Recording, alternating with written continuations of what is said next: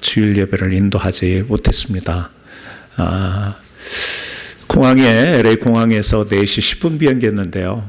두 차례 딜레이가 되더니 캔슬이 됐습니다. 사정을 했어요.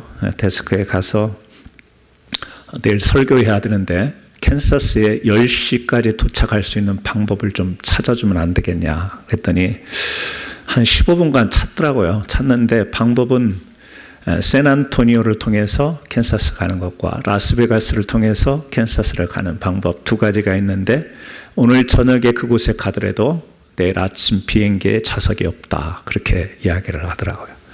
목사도 안 통하더라고요. 비행기 위인 자리는. 어쩔 수 없이 부랴부랴 연락을 하고 장로님께 연락을 하고 또 이제 안전도사님께 말씀을 또 전해달라고 이렇게 토요일 그때가 벌써 6시 가까이 됐던 때인데 또 안전도사님께서 갑작스럽게 또 말씀을 증거해 주셨는데 지난주 한 주 동안 안전도사님 설교하신 설교 내용 듣고 제가 도전 많이 받았습니다. 은혜도 많이 받았습니다. 여러분도 은혜 많이 받으신 줄로 믿습니다. 뜻하지 않은 은혜 그렇게 하나님이 주실 때도 있다라고 하는 것을 생각하게 됐습니다. 어찌됐든 좀 죄송한 마음이 있었고요. 오늘 다행히 오늘은 집에서 여기까지 오는데 지체 없이 올 수 있어서 오늘 예배를 인도할 수 있어서 감사합니다. 성도님 여러분들도 오늘 또 주님 주시는 큰 은혜 가운데 다시 한번 영적으로 생기가 돋아나는 귀한 아침 되기를 바랍니다. 오늘 본문 말씀을 통해서 다름이 없으니 이런 제목으로 말씀을 나누려고 해요. 사실 지난주에 설교를 준비했기 때문에 한 주를 세이브해서 오늘 편하게 말씀을 증거할 줄 알았습니다. 그런데 하나님은 늘 저를 그렇게 편하게 놔두시지는 않죠. 사실 주중에 나간 주보의 제목에는 여호사밧의 부흥이라는 제목으로 온라인 예배 드리시는 분들한테는 그렇게 나갔는데 제가 좀 변경을 한 겁니다. 다름이 없으니. 여러분 그 설교 말씀 계속 당분간 듣는 동안에 유다와 이스라엘 왕 연대기표 있죠? 요거를 좀 참조하셔서 보셔야 조금 낫습니다. 여러분들이 기억하시는 데 도움이 될 테니까요. 이걸 참고를 하셨으면 좋겠습니다. 그래서 오늘은 남유다의 네 번째 왕 누구죠? 여호사밧입니다. 그리고 다섯 번째가 여호람, 여섯 번째가 아하시야, 일곱 번째가 아달랴. 지난주에 사실 설교하려고 했던 것은 여호사밧에 대해서 설교를 하려고 했는데 오늘은요 이 네 명의 왕을 묶어서 설교를 하려고 합니다. 그렇게 정리를 해서 오늘 말씀을 준비했는데요. 여러분들이 우리 이름이 아니고 이스라엘 왕의 이름이어서 계속해서 듣지만 익숙하지 않습니다. 몇 주 뒤에는 우리가 그런 챌린지를 했으면 좋겠습니다. 우리가 지금 계속해서 남유다 왕들을 보고 있는데요. 한 명 한 명 다 샅샅이 우리가 살펴보지는 못하지만 친교 시간에 우리 좀 챌린지를 해서 이 20명의 왕과 사울, 다윗, 솔로몬이니까 23명의 이름을 이렇게 안 보고 기록하시는 분들에게 작은 상품이라도 좀 준비해서 그렇게 뇌는 자꾸 써야 된다고 그랬잖아요. 머리는 자꾸 써야 되니까. 그래서 이번 기회에 또 나중에 당연히 잊어버리겠지만 이번 기회라도 남쪽 유다의 왕들을 한번 20명의 왕들을 쭉 한번 암기해보는 그런 찬스도 좀 가졌으면 좋겠다고 생각합니다. 오늘은요 여호사밧, 여호람, 아하시야, 아달랴 네 명입니다. 여호사밧은요 우리가 이 역대하 17장부터 20장까지 나오는데요. 이 여호사밧 왕 그러면 당연히 따라와야 될 용어가 하나가 있는데 그것을 저는 부흥이다 이렇게 이야기를 할 수 있겠습니다.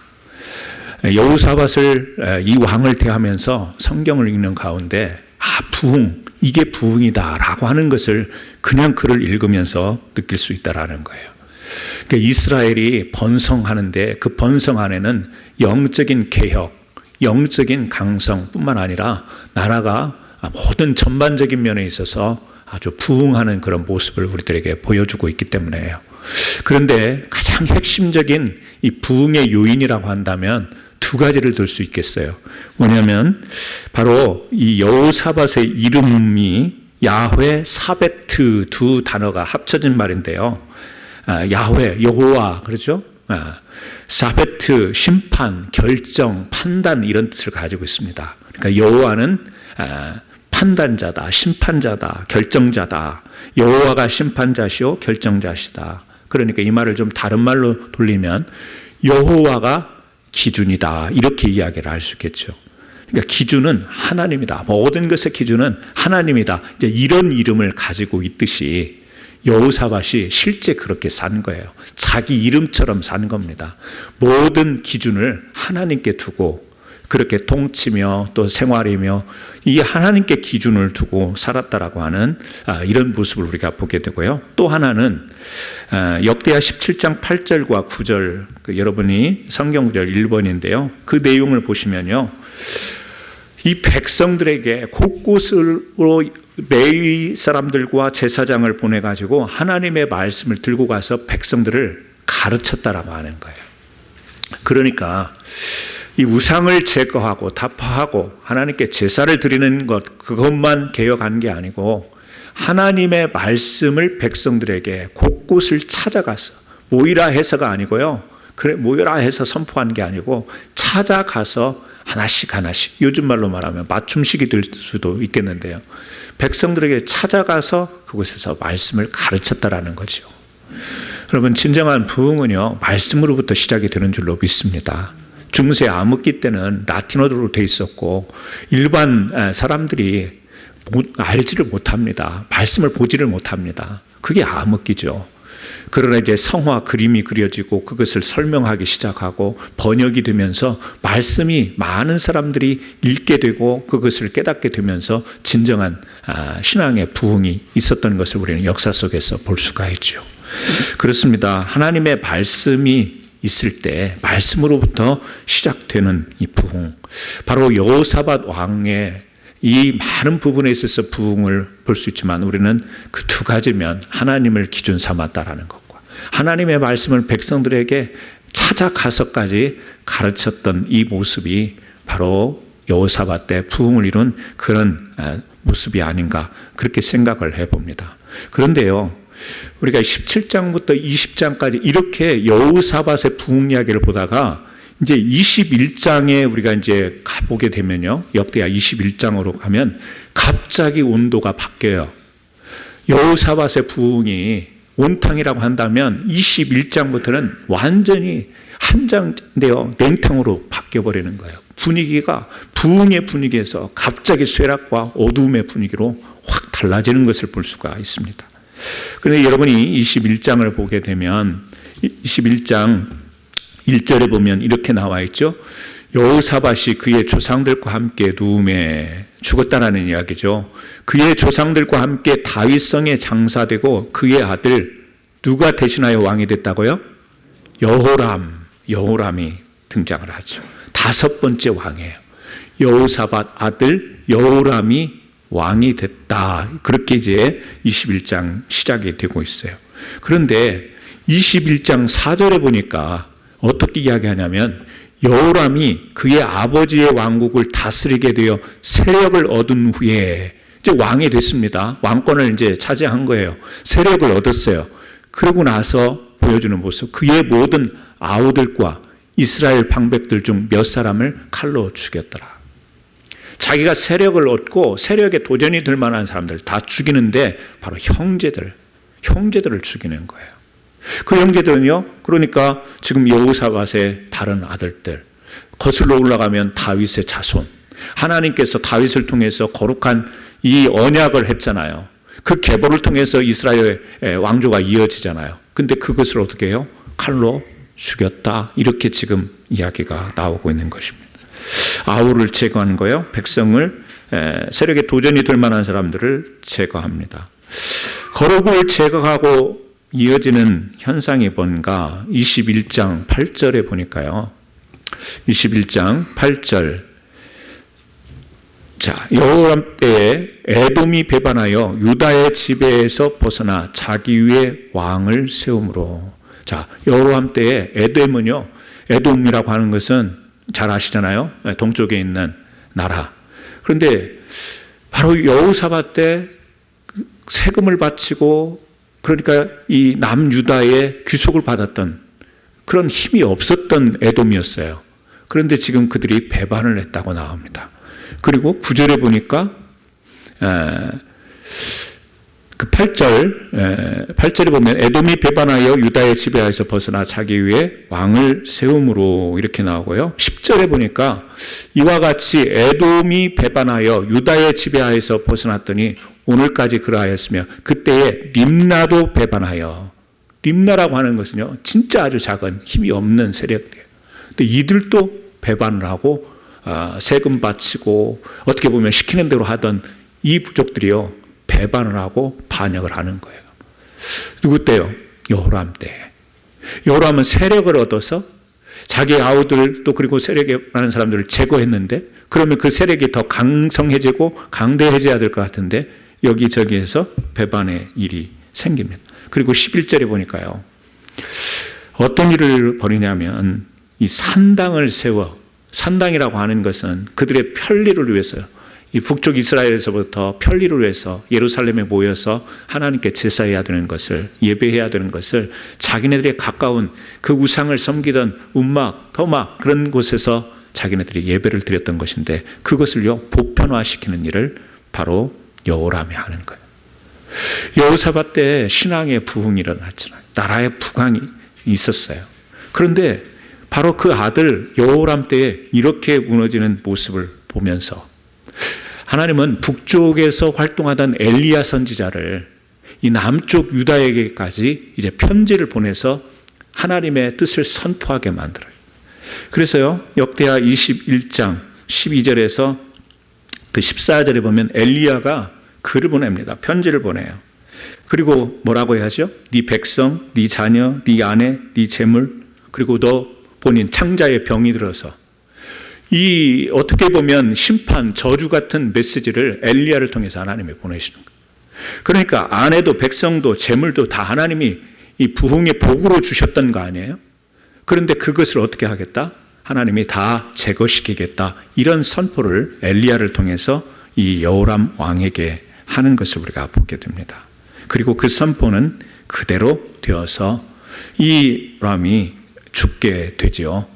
8년 통치하다가 죽게 됩니다. 여호사밧의 부흥 처참히 무너지는 유다의 모습을 여호람 때 보게 되는 거예요. 근데 이제 여호람이 죽고 나니까 이 8년 후 통치한 뒤에 죽고 난 뒤에 이 남은 막내 아들 아하시아가 이제 뒤를 이어서 왕이 되는 거예요. 그러니까 여호사밧, 여호람, 아하시아. 역대하 22장이 바로 아하시아에 대한 기록입니다. 22장 우리 5절을 같이 한번 읽어볼까요? 역대하 22장 5절을 같이 한번 봅니다.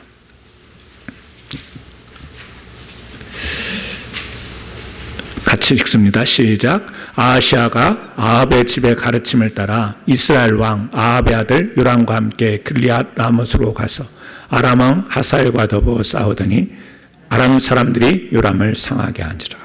자, 여기 이제 아하시아에게서 발견되는 것은 뭐냐면 아합의 집의 가르침을 따랐다 이런 이야기가 나와요. 아합은 북쪽 이스라엘, 남쪽 유다와 북이스라엘에서 최고로 악한 왕으로 평가받는 사람입니다. 바알의 앞잡이로 그렇게 소개되는 이스라엘의 왕이면서도 이방신이었던 바알을 아주 정성스럽게 섬겼던 그런 왕이 아합, 극악한 왕이 아합이에요. 그런데 지금 남쪽 유다에 이 여섯 번째 왕이 이 아합의 집의 가르침을 따랐다. 성경은 그렇게 이야기를 하고 있어요. 그러니까 여호사밧의 부흥이요 지금 여호람과 아하시아에 이어지면서 어떻게 돼요? 바알을 섬기던 아합 왕의 그 모습을 그대로 따라갔다라고 그렇게 설명을 하고 있어요. 부흥 뒤에 엄청난 지금 타락의 모습을 우리는 대하고 있는 것입니다. 하나님이 북이스라엘의 아합을 하나님께서 치시기 위해서 예후라는 사람을 세워요. 이 사람도 역시 북이스라엘에서 활동하던 사람인데 이 예후를 통해서 하나님은 바로 이 아하시아까지 치게 되는 내용이 성경에 나옵니다. 역대하 22장 8절에 예후로 하여금 아합의 집을 심판하게 하실 때에 유다 방백들과 아하시아의 형제들의 아들들 곧 아하시아를 섬기는 자들을 만나서 죽였고, 예후가 하나님이 보내셔서 바로 이렇게 아합의 집의 가르침을 따랐던 이 아하시아 그 집안을 치시는 것을 볼 수가 있습니다. 여러분, 우리가 이렇게 지금 여호사밧 뒤에 여호람과 아하시아 두 왕을 보면서 하나님으로부터 벌어지고 이 북이스라엘의 바알을 숭배하던 이 아합 왕의 따름을 따라갔던 이유가 어떤 것인가? 우리는 성경을 쭉 읽다 보면 어렵지 않게 찾을 수가 있어요. 그 이유가 뭐였는가? 그 요인이 뭐였는가? 그것은 바로 아달랴라고 하는 여인 때문이에요. 아달랴라고 하는 이 여인인데요. 이 사람이 7대 왕이 되죠. 여자입니다. 역대하 21장은 여호람에 대해서 이야기를 하는데 다시 역대하 21장 6절을 한번 같이 읽어보시면 좋겠어요. 자, 역대하 21장 6절 같이 읽습니다. 그가 이스라엘 왕들의 길로 행하여 아합의 집과 같이 하였으니 이는 아합의 딸이 그의 아내가 되었음이라. 그가 여호와 보시기에 악을 행하였으나. 자, 여호람 왕의 아내가 누구라고요? 아합의 딸 아달랴였어요. 여러분 이해가 되시죠? 네. 여호람 이 왕의 부인이 누구냐면 북쪽 아합 왕의 딸 아달랴였다라고 하는 거예요. 그 아달랴와 결혼을 함으로 인하여서 그 여호사밧 때 부흥했던 그 분위기가 지금 아합의 길로 따라가는, 다윗의 길로 따라가는 게 아니라 아합의 길로 따라가게 된 거예요. 자, 그러면 역대하 22장 2절을 같이 한번 보시죠. 역대하 22장 2절. 여기는 아하시아 왕에 대한 이야기인데요. 22장 2절 같이 한번 읽어요. 시작. 아하시아가 왕이 될 때에 나이가 40세라 예루살렘에서 1년 동안 다스리니라. 그의 어머니의 이름은 아달랴요 오므리의 손녀더라. 자, 그러니까 여호람 왕의 아들 아하시아의 어머니가 누구예요? 아달랴인 거죠. 여호람의 아내는 아달랴. 그리고 아하시아의 어머니가 아달랴. 그러니까 이 아합 왕의 딸, 이 아달랴가 이렇게 여호사밧 왕의 아들과 손자와 결혼하게 되었던 것은 우리가 기억하는 것처럼 여호사밧, 완전한 부흥처럼 보였던 그때에 이 여호사밧 왕이 아합 가문과 정략 결혼을 맺잖아요. 우리가 볼 때는 정략 결혼인데 그 당시에 여호사밧이 봤을 때는 그렇지 않았던 것으로 보여요. 여기에 이유가 있는 거예요. 여호사밧이 부흥하던 그 말미에 아합 왕의 가문과, 그러니까 자기 아들과 아달랴를 결혼을 시킨 거예요. 그 결혼으로부터 자기 아들 왕 때, 자기 손자 그 왕 때 이스라엘의 영적인 부분이 다 무너져 버리는 것이죠. 그래서 오늘 우리가 읽은 본문을 읽었던 18장 3절에 다시 18장으로 한번 가시죠. 18장 1절 같이 한번 읽습니다. 역대하 18장 1절 시작. 여호사밧이 부귀와 영광을 크게 떨쳤고 아합 가문과 남으로 인척 관계를 맺었더라. 누가요? 여호사밧이. 어떤 때? 부귀와 영광을 크게 떨쳤을 때. 이게 참 우리가 부흥이라고 하는 것이 부귀와 영광, 하나님의 복으로 얻게 된 이 부귀와 또 이 영광, 부흥이라고 하는 것이요. 저는 그렇게 생각해요. 성경을 보면 여호사밧 왕처럼 남왕국에서 부흥을 이룬 사람이 없어요. 사실 내용적으로 보면. 그럼에도 불구하고 그 부흥의 자리에 있는 사람은 항상 부족하고 허물있고 실수가 있음을 성경은 여지없이 보여주고 있는 거예요. 부흥 그러면 100% 부흥, 이걸 우리는 생각하는데요. 그 부흥의 자리에도 인간의 죄성과 허점이 도사리고 있다는 것을 성경은 우리에게 보여주고 있는 거예요. 잘 나가던 여호사밧이 아합 가문과 왜 이 관계를 맺게 되었는가? 아까 3절 읽었는데요. 제가 읽어드릴게요. 18장 3절. 이스라엘 왕 아합이 유다 왕 여호사밧에게 이르시되 당신이 나와 함께 길르앗 라못으로 가시겠느냐. 그러니까 라못을 정복하러 가는데 지금 아합이 여호사밧에게 요청하는 거죠. 그랬더니 여호사밧이 뭐라고 대답해요? 나는 당신과 다름이 없고. 북쪽 아합 왕, 나는 남쪽 유다 왕, 똑같은 왕인데 나는 남쪽에 있는 여호사밧, 나는 북쪽에 있는 아합 왕, 당신과 다름이 없고. 여러분, 달라요, 안 달라요? 다릅니까, 안 다릅니까? 그런데요, 여호사밧은 아합도 나나 다름이 없다, 그렇게 생각을 하는 거예요. 자, 그 다음에 내 백성은 당신의 백성과 다름이 없으니. 북쪽에 있는 이스라엘 백성과 남쪽에 유다에 있는 백성이 달라요, 안 달라요? 그들이 예배 드리는 모습이 달라요, 안 달라요? 그들이 절기를 지키는 것이 달라요, 안 달라요? 그들이 예배를 드리는 장소가 달라요, 안 달라요? 달라요. 다릅니다. 북쪽 이스라엘은요, 산당 중심이었어요. 그리고 그들은 절기를, 정해진 절기, 하나님이 정해놓은 때가 있어요. 그런데 그 때를 지키려고 하다 보니까, 그 절기를 지키려고 하다 보니까 막 추수를 해야 될 때예요. 일손이 막 부족한 때인데 그때 절기를 지켜야 되니까 이들이 어떻게 해요? 한 달 반 뒤로 미뤄서 절기를 지키잖아요. 누가요? 북이스라엘이 그랬어요. 하나님의 말씀을 따르는 것 같아요.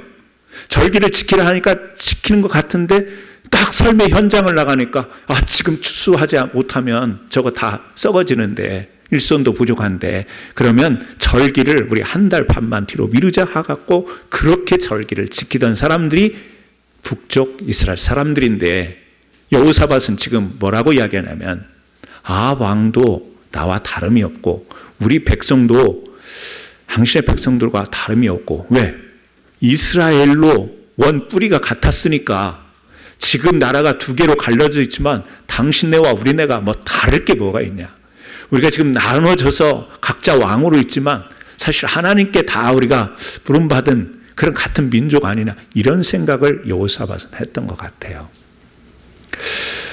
우리는 아합 왕이 얼마나 극도로 악한 왕인지를 이미 성경을 통해서 파악하고 배워서 알지만 이 당시에 여호사밧은 우리처럼 그렇게 아합 왕을 생각했을까? 그게 저의 질문이었어요. 그런데 이것을 보면서 이 생각이었구나. 뭐냐면 다르지 않다라고 생각하면서 거기에서 그래서 가문과 혼인계약을 맺는 이런 실수를 범한 것이 아닌가. 아합 왕이 어떤 왕입니까? 자, 아합 왕은요, 어떻게 보면 이때 당시에 북이스라엘도 남쪽 유다만큼 부흥이라고 말할 수 있는 모습이 있었어요. 왜? 나라가 강성해요. 군사력이 강합니다. 그래서 지금 함께 또 공격하러 가자고 길르앗 라못으로 가자고 요청까지 하잖아요. 막 군사력을 가지고 영토도 확장합니다. 문화적인 면도 그렇습니다. 또 이들이요, 신앙적으로, 그러니까 종교적으로 얼마나 열심히 있는지 몰라요. 그러니까 하나님을 그들이 바알을 숭배한다고 해서 하나님을 섬기지 않았느냐? 아니죠. 동시에 같이 섬긴 거예요. 그러니까 제사도 드리고 절기도 하고 어떻게 보면 남쪽 유다 사람들보다 더 열심히. 왜 그랬을까요? 왜 더 열심히 그랬을까요? 그것은요, 하나님을 향해서 하나님을 섬기는 일이 아니라 그런 자기네들의 신앙 행위를 통해서 자기네들의 풍성과 풍요를 바라기 때문에 바알신을 아왕이 수용하고 백성들이 그것을 수용하게 된 데는 이 신앙의 대상, 예배의 대상이 하나님이 아니라 예배는 드리지만 그 예배 드린 결과로 인해서 결국에는 자기네들이 잘 되는 것을 꿈꾸기 때문에 자기네들의 풍요와 풍성을 이 기준으로 삼기 때문에 열심인 거예요. 예배도 열심히 드리는 거예요. 하나님께 드렸던 남쪽 유다 사람들보다 더 열심인 거예요. 왜? 내가 복을 받아야 되니까. 내가 풍성해야 되니까. 하나님을 향한 열심이 아니라 그 기준이 바로 여호사밧은 하나님이 기준이었지만 북쪽 이스라엘 아합 왕과 그 백성들은 그 기준이 누구예요? 자기들이었던 거예요. 그래, 이단들 보세요. 이단들 보면요, 얼마나 열심인지 몰라요. 우리가 따라가기 어려운 열심을 가지고 있습니다. 예배도 막 열심히 드리는 것 같아요.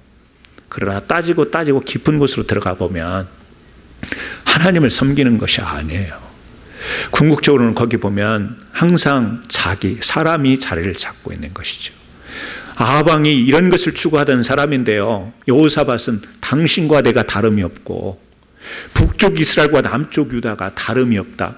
하나님을 대상으로 섬기는 신앙과 결국에는 자기들을 위한 이 종교행위, 신앙행위를 가졌던 이들과는 같을 수가 없는 거예요. 다른 거예요. 그런데 여호사밧은 그렇게 본 거예요. 다름이 없다. 여러분, 오늘날도 마찬가지입니다.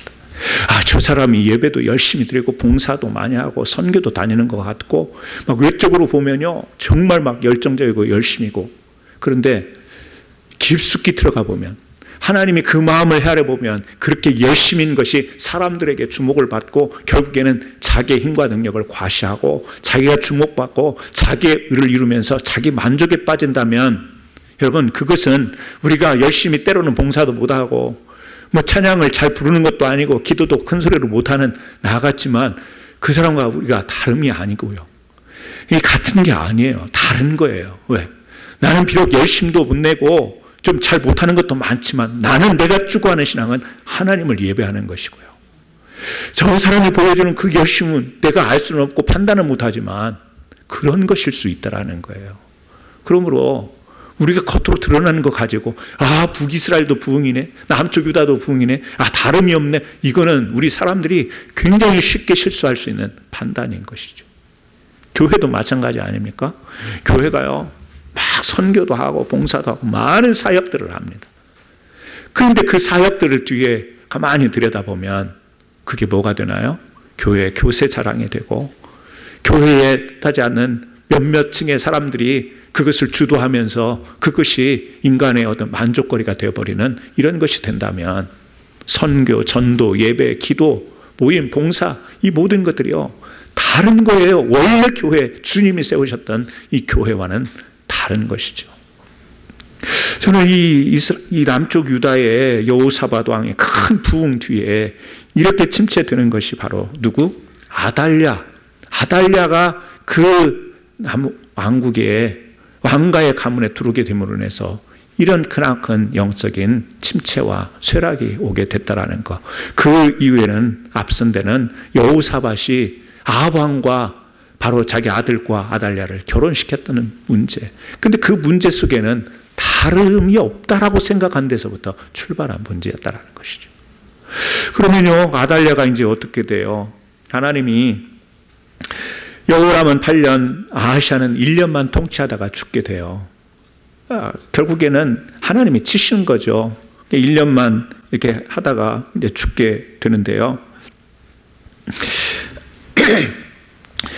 이 아달랴는 여호사밧 때도 있었죠, 여호람 때도 있었죠, 아하시아 때도 살아있잖아요. 끈질긴 생명력을 가지고 있어요. 죄의 세력은요, 굉장히 생명력이 강합니다. 우리가 하나님의 영적인 생명력도 강한 것이지만 이 어둠의 세력, 죄의 세력이 얼마나 끈질기고 또 강한지 몰라요. 그러니까 자기 남편, 시아버지 때 또 남편, 자기 아들 왕이 됐는데 그때까지 버티다가 나중에 결국에요, 자기가 왕으로 올라가요. 아달랴는 아합의 혈통이에요. 다윗의 혈통이 남유다에서 끊기는 순간이 이 순간입니다, 여러분. 그래서 아달랴에다가요, 빨간색으로 동그라미를 막 쳐놓으세요. 이건 교훈이에요. 다윗의 혈통이 딱 거기서 차단이 돼버려요.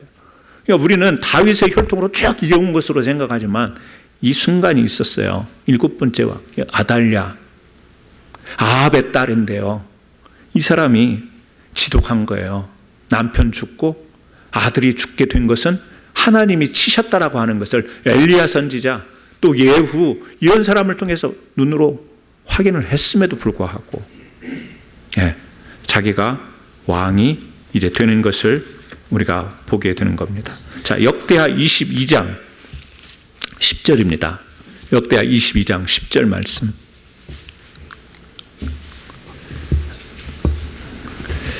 참 읽기가 좀 당황스러운 그런 구절인데요. 22장 10절 같이 한번 읽습니다. 아하시아의 어머니 아달랴가 자기 아들이 죽은 것을 보고 일어나 유다 집의 왕국의 씨를 모두 진멸하였으나. 여러분 이거 보셨나요? 우리 통독하면서도 다 읽고 지나갔던 부분이에요. 여러분 이게 얼마나 무서운 이야기예요.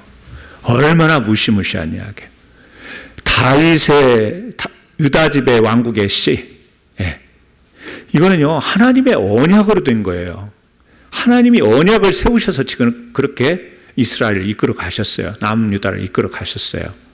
그런데 아달랴가 자기 아들이 죽은 것을 보고 일어나 유다 집의 왕국의 씨를, 다윗의 씨죠, 다윗의 씨라고 할 수, 모두 진멸하였으나, 뒤에 이제 한 사람이 살아남기는 해요.